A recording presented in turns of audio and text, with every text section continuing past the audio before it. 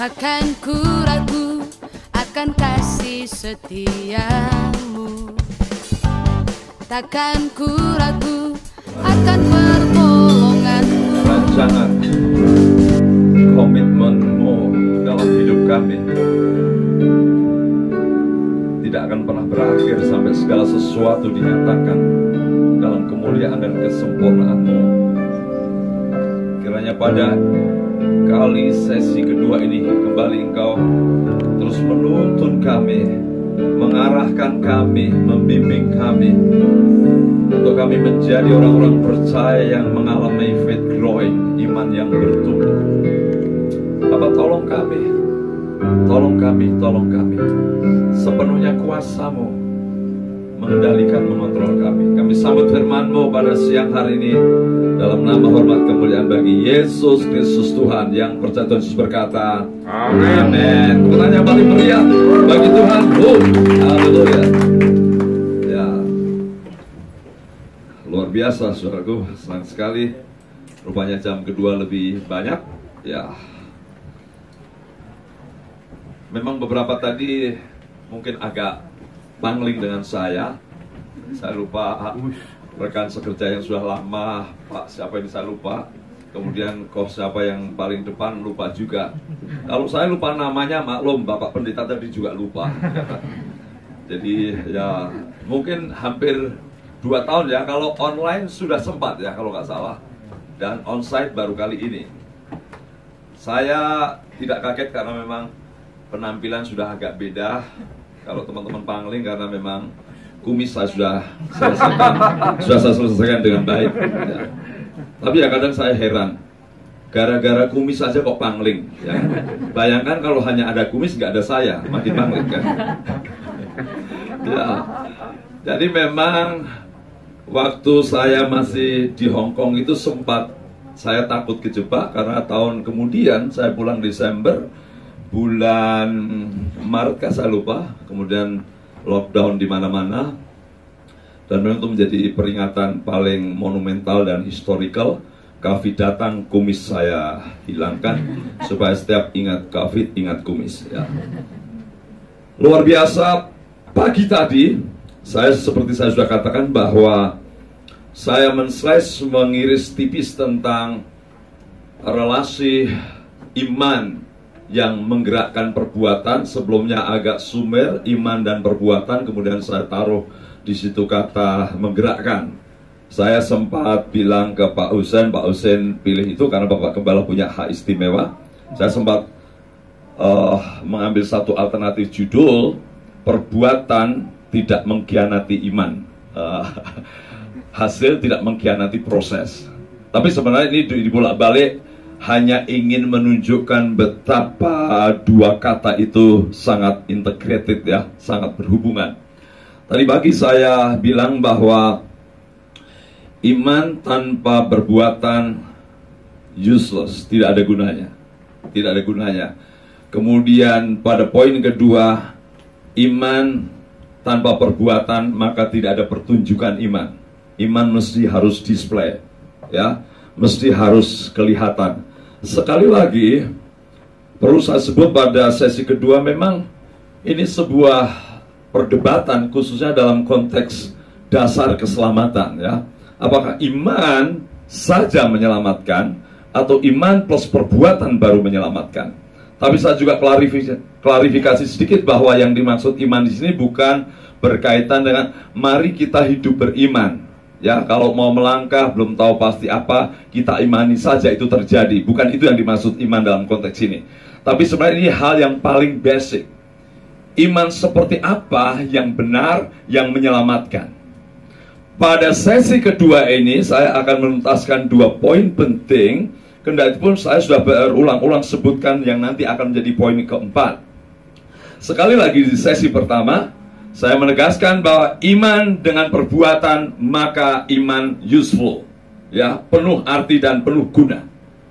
Kalau tidak ada perbuatan maka tidak ada gunanya ya. Itu hanya statement, itu hanya promosi, itu hanya iklan, itu hanya pujian indah, tetapi hidupnya tidak integrated dengan apa yang diungkapkan. Kemudian kedua saya katakan iman pasti terlihat. Karena iman bukan bisik-bisik hati, iman bukan perasaan yang orang tidak akan tahu, tidak boleh tahu. Iman pasti terkait dengan show up, display, tontonan. Jadi kalau ada orang bilang, oh, spiritualitasmu bertumbuh, dari mana kau tahu? Karena kehidupan rohani itu dari batin. Tidak mungkin juga bahwa spiritualitas hanya persoalan dalam, karena harus keluar. Nah, pada bagian yang berikutnya ini ada dua hal yang saya terpesona kembali, yang saya angkat dari ayat 21 sampai 26, tadi pagi 14 sampai 20, sekarang ayat 21 sampai ayat 26. Kalau ibu bapak sudah menemukannya, saya akan bacakan bagi kita semua. Oke, mari kita lihat Yakobus pasal 2 ayat 21 sampai 26.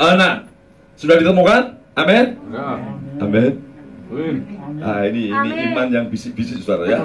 Ya, kalau beriman betul, amin. Keluar tindakan, ya kan. Ingat lu kita. Ya, demikian bunyi firman Tuhan Yakobus pasal 2 ayat 21 sampai 26. Bukankah Abraham bapa kita dibenarkan karena perbuatan-perbuatannya ketika ia mempersembahkan Ishak anaknya di atas mezbah? Kamu lihat bahwa iman bekerja sama dengan perbuatan. Makin clear ini, iman bekerja sama dengan perbuatan. Dan oleh perbuatan-perbuatan itu iman menjadi sempurna. Bagus sekali.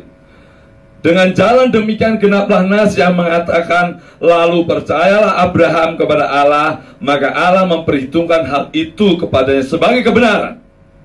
Karena itu Abraham disebut sahabat Allah. Jadi kamu lihat bahwa manusia dibenarkan karena perbuatan-perbuatannya dan bukan karena iman. Di sini agak sedikit terpancing kisruh kita kalau kita nggak mengerti, betul? Jadi kamu lihat bahwa manusia dibenarkan karena perbuatan-perbuatannya dan bukan hanya karena iman. Dan bukankah demikian juga Rahab, pelacur itu dibenarkan karena perbuatan-perbuatannya ketika ia menyembunyikan orang-orang yang disuruh itu di dalam rumahnya, lalu menolong mereka lolos melalui jalan yang lain. Sebab seperti tubuh tanpa roh adalah mati, demikian jugalah iman tanpa perbuatan-perbuatan adalah mati. Luar biasa, saudaraku. Sekali lagi, apa yang saya sebut tadi pagi sedikit bisa membingungkan dan tidak mudah itu. Tetapi kalau kita bergerak memperhatikan keseluruhan ayat itu, perlahan-lahan kita menjadi jelas. Apakah Yakobus bertentangan dengan Paulus? Karena Paulus bilang, hanya oleh iman kamu diselamatkan dan dibenarkan dalam Roma pasal 5. Tetapi di Yakobus, oleh perbuatan-perbuatan kamu dibenarkan. Masuk di ayat ini betul-betul pusing, saudara. Tadi pagi agak ringan-ringan. Ya, betul ya? Makanya saya menyampaikan agak rileks. Ini agak tegang sedikit, saudara ya. Karena ini tidak mudah ya. Karena ada sesuatu yang tadi pagi saya sudah jelaskan. Martin Luther sampai dalam tanda kutip kebingungan dan kemudian sedikit merendahkan kitab Yakobus. Konsep iman dalam kitab Yakobus plus perbuatan-perbuatan yang menjadi dasar pembenaran itu menjadi kontradiksi. Sehingga Martin Luther bilang Yakobus itu surat jerami yang gampang terbakar. Tapi tidak. Justru kita diterangi apa yang dimaksud Paulus melalui penjelasan yang lebih detail dan lebih hidup dari Yakobus. Ya. Ibu bapak dikasih Tuhan, ya memang orang Kristen saatnya makan tulang juga, saudara ya. Mohon maaf, Bung Kris, jangan tersinggung tulangmu saat makan. Ya maksudnya laman ya. Hari ini mungkin saja saya sesungguhnya jujur saja, saya itu orangnya senang menjelaskan firman Tuhan, ada ilustrasi. Saya masih bergumul ilustrasi apa ya yang tepat untuk menggambarkan korelasi iman dan perbuatan. Kok tiba-tiba di ayat 26, 24 perbuatan-perbuatan itu yang menjadi dasar pembenaran. Saya mulai yakinkan kita, saya tegaskan, tidak kontradiksi. Yang ada adalah perlu penjelasan. Saudaraku, menambahkan yang tadi pagi, yang ketiga, ya, hanya sah iman itu, hanya sah dan sempurna dan benar kalau iman itu ada perbuatan. Hanya sah bahwa iman itu benar oleh karena ada perbuatan. Ya, sebenarnya tadi pagi sudah ada clear, saudara ya. Jadi memang tidak mungkin saudara berkata aku beriman, tapi tidak ada gerak-gerik dalam hidupnya. Ya, tidak ada kekuatan untuk melakukan sesuatu dalam hidupnya. Itu jelas banget. Maka kemudian ayat 21, 23 diberi contoh. Tidak tanggung-tanggung. Dua tokoh beriman, yang satu berkaliber namanya Abraham, yang satu, kalau saya boleh pakai istilah, sisipan lah gitu ya, dalam sejarah Israel bisa menang telak atas Kanaan, Yeriko, gara-gara si Rahab. Barangkali yang dimaksud penulis di sini, oleh karena ini sangat familiar dalam sejarah suku-suku Israel, karena suratnya diberikan pada suku-suku Israel, maka dua tokoh ini, satu hebat banget, satu tidak hebat tapi andil besar. Nah, apa yang ditarik oleh Yakobus tentang dua tokoh ini? Ini yang saya maksud, bahwa iman, benar-benar beriman, sah, sungguh sempurna, kalau dia terintegrasi dengan perbuatan. Ya, mohon maaf, izinkan saya mengambil ilustrasi dalam dunia matematika. Ya, nanti ibu-ibu yang sulit-sulit matematika bisa kursus dulu untuk menangkap ini ya. Dalam ilmu matematika itu ada namanya hukum segitiga siku-siku. Ya, namanya hukum Pitagoras. Ya, saya mencoba pelan-pelan ini ya, karena yang beberapa ibu-ibu sudah merah matanya, apa itu? Jadi kalau orang sudah dengar, tapi sebenarnya gampang. Siapa di sini yang pernah melihat segitiga siku-siku? Boleh angkat tangan. Siapa di sini yang pernah melihat segitiga siku-siku? Heran juga di abad modern, tidak tahu saudara. Saudara mungkin tidak bisa menghitung, tidak apa-apa. Segitiga siku artinya sebuah bentuk bangun, ya, yang tiga sisi, yang salah satu sudutnya siku-siku. Amin. Ini kota matematika atau firman Tuhan ya? Setuju ya? Ya.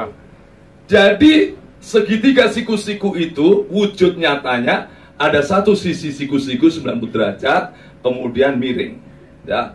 Jadi ada dua sisi siku-siku kemudian miring. Nah, itu saya bergumul. Dulu orang mendapatkan rumus itu melihat bendanya atau berpikir dulu. Remuk ini papi ngomong apa ya? Nah, bendanya. Bendanya, betul? Bendanya. Absolutely benar. Jadi perhitungannya begini ibu bapak sekalian ya. Sisi miring kuadrat sama dengan sisi satunya kuadrat tambah sisi satunya kuadrat. Itu pasti. Oke ya, betul ya? Betul ya? Nah, betul Pak Tony aja yang MTH pusing apalagi ya. Nah, tapi saya ingin jelaskan wajar saja. Jadi rumus itu didapatkan dari wujud. Betul? Kalau nggak ada wujud, nggak keluar rumus itu. Ya, kalau nggak ada wujud, nggak ada rumus itu. Mirip inilah iman. Ya, kita tidak bisa menyatakan iman kita benar sah kalau kita tidak melihat perbuatannya. Clear? Ya, ini cocok dengan sebelumnya. Jadi benar di sini dipakai Abraham bapak kita dibenarkan, disetujui sah imannya karena dia berbuat. Clear ya? Kalau Abraham tidak berbuat, membawa anaknya dikorbankan, maka tidak ada bukti sah bahwa Abraham beriman. Gampang ya. Kelihatan begitu saya ceritakan Pythagoras kepengen pada Bimbel semua, bagus sih matematika ya, bisa untuk firman Tuhan. Ya, tapi tidak apa-apa kalau saudara tetap nggak jelas. Yang penting hitung duit lancar lah. Ya, jadi tidak mungkin rumus. Saya tanya ya, ilmu yang paling tidak real kelihatan itu ilmu matematika. Ilmu yang tidak real kelihatan itu ilmu matematika. Ilmu matematika bisa dimengerti harus ada wujudnya. Makanya kalau saya diskusi tentang Tritunggal itu debat, tolong carikan wujud 2. Ini bukan wujud angka 2, ini jari 2. Bingung kan saudara? Jadi sebenarnya angka-angka itu adalah simbol yang sebenarnya bukan benda, hanya untuk dipakai menghitung benda. Rumus Pythagoras tidak ada wujudnya, tetapi itu kesimpulan atas wujud segitiga. Saya kembali saudara. Jadi iman tidak mungkin tidak real, pasti real karena realnya dalam bentuk perbuatan. Clear ya? Pak Tommy kalau nggak jelas besok ada kelas. Karena ini murid saya yang paling kritis yang sering tanya saya ya. Pintar dia ya. Di hair Pak. Ya betul. Nanti mandinya ditambah pintar lagi. Jelas sekali. Iman bukanlah kekuatan yang hanya bergejolak dalam hati yang tidak kelihatan. Iman pasti berwujud perbuatan. Dan baru sah imannya kalau terwujud perbuatan. Jelas itu? Jadi ini yang dimaksud bahwa Abraham dibenarkan oleh perbuatan-perbuatannya. Bukan karena perbuatannya berhenti, tetapi perbuatan itu keluar dari iman. Karena memang ada loh saudara, orang berbuat tanpa beriman. Bisa nggak? Ya. Saya kaget juga, ini seperti saya pernah ketemu. Ya, pohon ini, betul? Saya kata luar biasa. Ini kelihatan hidup tapi nggak hidup. Betul ya? Ini yang dulu kita kebaktian di sana itu ya? Bukan? Oh baru lagi? Ya. Nah, dia kejebak. Ini hidup atau enggak? Ini kelihatan hidup tapi sebenarnya tidak ada kekuatan kehidupan. Betul? Ya. Jadi ini perbuatan palsu. Karena memang ini artifisial kan? Ya. Ini real, ini nongol, tapi di balik itu nggak hidup.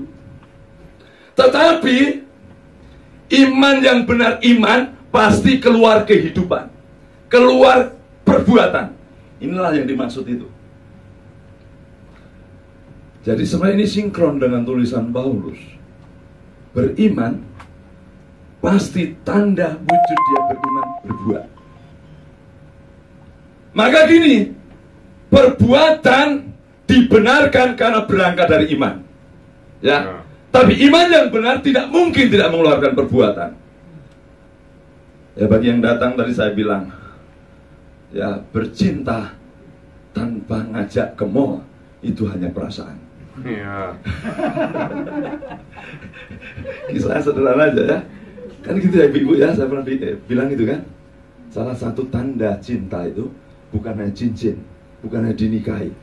Setelah menikah lama, salah satu seninya itu, ingat ya, kalau istri nangis dipeluk, itu wujud perbuatan. Tenanglah, aku cinta kamu. Pelukan lebih menenangkan daripada statement. Ya, nangis nggak sembuh, nggak berhenti, dipeluk diajak ke mall, pasti berhenti. Tapi saya mau bilang apa? Nggak mungkin bercinta itu hanya dolak-dalik di hati. Ya, no action, no works. Jadi kata perbuat yang baru datang adalah aksi. Iman yang benar pasti beraksi. Aksi yang benar dari iman, maka perbuatan yang benar itulah memang dasar pembenaran juga. Tapi tunggu dulu ya. Bukan berarti keselamatan didasarkan perbuatan. Karena yang dimaksud perbuatan di sini adalah refleksi pantulan iman. Ya. Clear ya? Ya. Jadi iman sejati bertindak. Karena tindakan membuktikan bahwa ada iman sejati. Nah, tidak bertentangan dengan Paulus. Ya. Maka pasti orang yang hidup berkata, aku beriman pada Kristus, itu pasti, ya, tidak perlu diartifisial, pasti bertumbuh, pasti hidup, pasti berkembang. Maka tepat tema bulan ini, faith growing, iman yang bertumbuh. Pak, apakah ada iman yang tidak bertumbuh? Pasti palsu. Ada kemungkinan iman mati, atau sebenarnya tidak ada iman. Itu sama kan? Jadi kalau iman sejati menurut Yakobus yang menyelamatkan itu pasti hidup dan pasti mengeluarkan perbuatan. Ya, sebenarnya saya bilang mungkin bahasa Yakobus menegaskan karena dalam rangka mengkritisi jemaat di perantauan, kok imanmu mati? Sebenarnya kalau iman itu mati sama dengan tidak beriman. Ya, iman mati itu sama dengan tidak beriman. Kalau kita memang punya iman yang benar, yang menyelamatkan, yang dibenarkan, maka sahnya iman itu, sempurnanya iman itu adalah Perbuatan. berbuat. Ya gitu ya. Jadi saudara, kalau bingung-bingung ngerti rumus Pythagoras tadi, angka-angka nggak usah bingung, ada wujudnya kok. Ya, itu tinggal suruh ngitung aja Mas Kris. Kita tidak perlu mungkin hitungannya. Saya perlu segitiga siku-siku. Ya, saudara bisa bilang begini, Bu, nanti kalau mau bikin segitiga, ini loh rumusnya. Enggak dong, ini loh rumusnya. Lebih baik langsung dikasih wujud. Ini Bu, segitiga siku-siku. Ya, bukan segitiga bermuda ya, segitiga siku-siku. Clear ya? Dan menarik saudara, Abraham dan Rahab dinyatakan benar itu bukan segudang dulu perbuatannya. Jadi ketika Rahab dan Abraham melakukan perwujudan iman, nah ini memang hati-hati sekali. Sebenarnya Abraham kan juga tidak tuntas menjadikan si Ishak itu mati, betul nggak? Tetapi itu sudah benar. Karena kesahan iman itu yang penting ada bukti perbuatan. Tidak harus segudang perbuatan. Walaupun saya tidak bermaksud tidak usah bertumbuh, yang penting berbuat, bukan itu. Ya, agak muter sedikit tapi saya serius menegaskan ini. Jadi sebenarnya orang kalau bertobat dari bukan Kristen menjadi Kristen, berkata beriman, dan kemudian dia hanya pegang Efesus pasal 2 ayat 8-9, aku beriman pasti selamat. Tunggu dulu, imanmu ini pengakuan, gerakan hati, atau melahirkan tindakan? Sekali lagi saya angkat lagi contoh si penjahat Lukito itu ya. Lukito tidak ngomong aku percaya Yesus. Yang baru datang saya beritahu. Jadi orang yang disalibkan di sebelah Yesus itu namanya Lukito, tapi itu tambahan saya, bukan di Alkitab. Luki untung, toh Jawa. Untung toh. Karena seluruh hidupnya bejat, dalam detik-detik terakhir dia hanya bilang, ini tindakan juga. Engkau sungguh anak Allah. Ingatlah, daku akan kerajaanmu. Tidak ngomong aku beriman, aku sekarang percaya kamu. Saat itu juga imannya dibenarkan dalam tindakan mengakui. Masuk surga. Betul? Tidak sempat dibaptis. Tidak sempat bergumul, bercek, selam, telungkup ke depan atau ke belakang. Tidak sempat. Iman yang tidak ditulis aku beriman, tetapi keluar tindakan, cukup afdol dan sah. Saya kira kalau si yang disalibkan namanya Lukito itu kalau sempat hidup, wah itu pasti luar biasa itu pertumbuhannya. Jadi Abraham dan Rahab contoh luar biasa. Mau orang sehebat Abraham, mau orang sepuluh Rahab, dimulai dengan iman yang hidup. Makanya saya sangat curigai kalau orang Kristen mengaku berpuluh-puluh tahun, ya, mengaku beriman pada Yesus, ya, aktif ke gereja, aktif. Tapi tidak mungkin hanya aktif. Aktif keluar masuk gereja atau aktif bertumbuh. Karena iman sejati tidak mungkin bertumbuh yang wujudnya perbuatan. Ya. Jadi ini bagus sekali saudara ya. Faith growing, iman yang bertumbuh. Sebenarnya ini waktunya kita cek recheck. Saya setiap ketemu orang Kristen, saya selalu melakukan reevangelisasi. Benarkah dia Kristen yang mulai dengan iman sejati yang menyelamatkan atau tidak? Karena sesungguhnya pertumbuhan melejit, ya, bukan sekedar sarananya, tapi karena hidupnya dalam Kristus. Amin. Beri tepuk tangan bagi Tuhan, ya. Saya tegaskan, saudaraku, sampaikan, cek recheck apakah dia bertumbuh atau tidak, cek dulu. Kalau enggak, kemungkinan kita curigai. Karena iman itu hidup. Iman itu seperti nyawa. Nanti dijelaskan pada bagian berikutnya. Nah, sebenarnya kasus kepolisian belakangan ini, mohon maaf, ada bapak polisi di sini? Ada, Pak. Ada? Nggak ada. Oh, syukurlah. Kita omongin Ya, syukur, Pak. tapi omonginnya bagus kok ini, ya. Jadi sebenarnya kasus itu hanya ingin membuktikan ada orang mengaku Kristen keluar masuk gereja, ada orang yang sungguh-sungguh.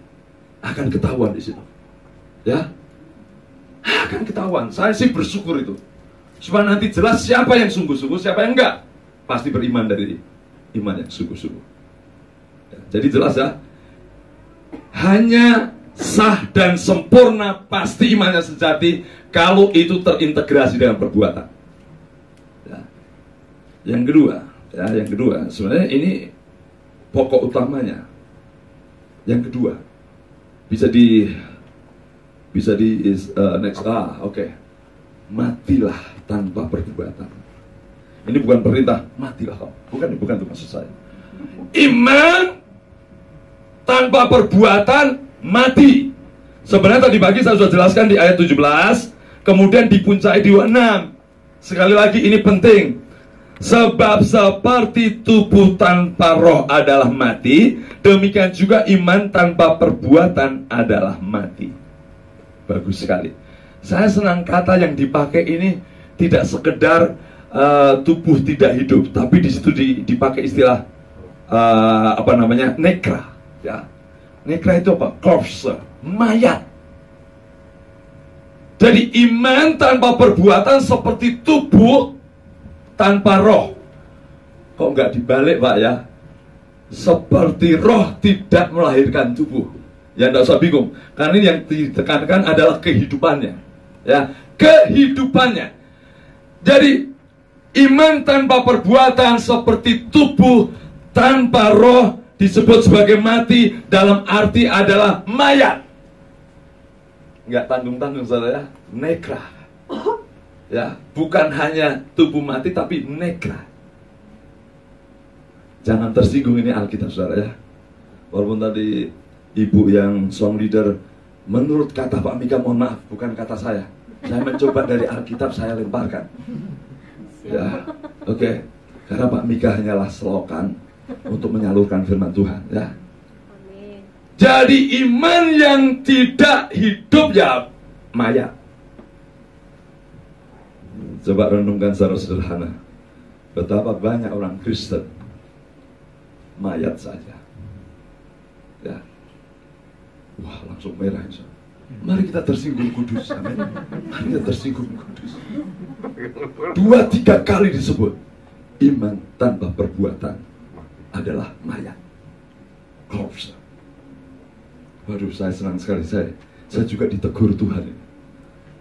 Jadi memang makin saya berpikir paling efektif supaya terjadi faith growing sungguh-sungguh, mari kita cek diri kita masing-masing, ya.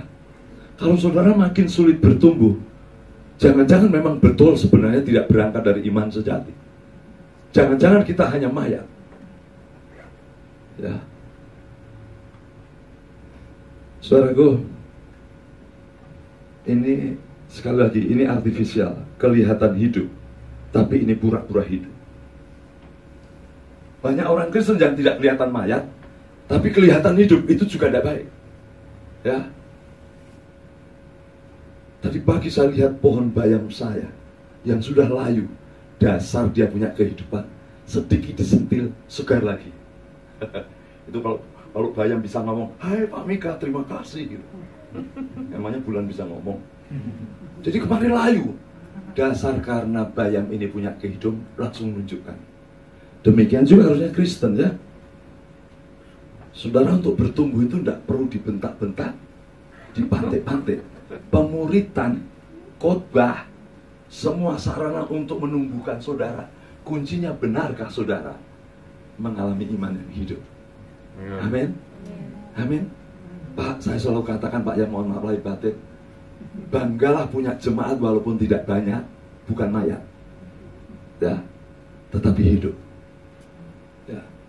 Daripada ngumpulin banyak, kebanyakan mayat, setengah mati make up-nya. Oke. Mari kita menyambut bulan ini sebagai sekedar bukan hanya khotbah dan ceramah. Mari kita buka hati kita. Tuhan, aku ini sebenarnya iman pura-pura yang sebenarnya mayat, atau iman yang sah, sempurna, karena yang ku yakini, ku percaya kepadamu mengalir. Saudara lihat di bagian terakhir itu, di gambar itu, tanda bahwa saudara betul-betul imannya hidup. Next slide, ya. Apa itu? Wujud perbuatannya makin serupa dengan Yesus. Mengapa? Iman kita pada Yesus. Ya, mereka juga beriman. Mungkin iman mereka hidup, tapi iman kita yang hidup mengarah kepada Yesus. Bukan Yesus yang di kuburan, tetapi Yesus yang berkemenangan. Tepuk tangan bagi Tuhan. Saudaraku, bersyukurlah bahwa oleh kuasa Roh Allah, Anda dan saya diberikan kuasa kehidupan, yaitu iman yang hidup. Dan iman yang hidup tidak mungkin hanya kata-kata, tidak mungkin tidak show up. Iman yang hidup tidak mungkin hanya sekedar keyakinan dalam, tapi akan mencuat, mengeluarkan, meledakkan kehidupan yang luar biasa. Saya berharap terjadi KKR dari iman yang benar di tempat ini. Mari kita tundukkan kepala. Mari kita tundukkan kepala. Luar biasa. Mandulkah pertumbuhan saudara imanmu? Loyokah jangan-jangan hidup tapi tidak mengalami kesegaran pertumbuhan? Atau jangan-jangan sebenarnya kita ada dalam kondisi corpse, iman yang mati? Lihat Abraham, lihat Rahab. Awal imannya yang hidup membawa berkat bagi dunia. Abraham, awal imannya yang sederhana dari seorang pelacur yang hidup menolong Israel untuk menghancurkan Yeriko. Saudara dan saya percaya Allah yang sama. Saudara saya dari iman yang hidup akan sanggup melakukan perbuatan-perbuatan yang dahsyat.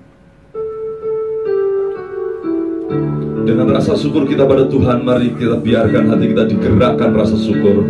Kita terus mengalami pertumbuhan dan pertumbuhan dari dalam, dari dalam, dari dalam. Satu pujian akan kita angkat bersama refrennya. Dengan apakah akan kubalas?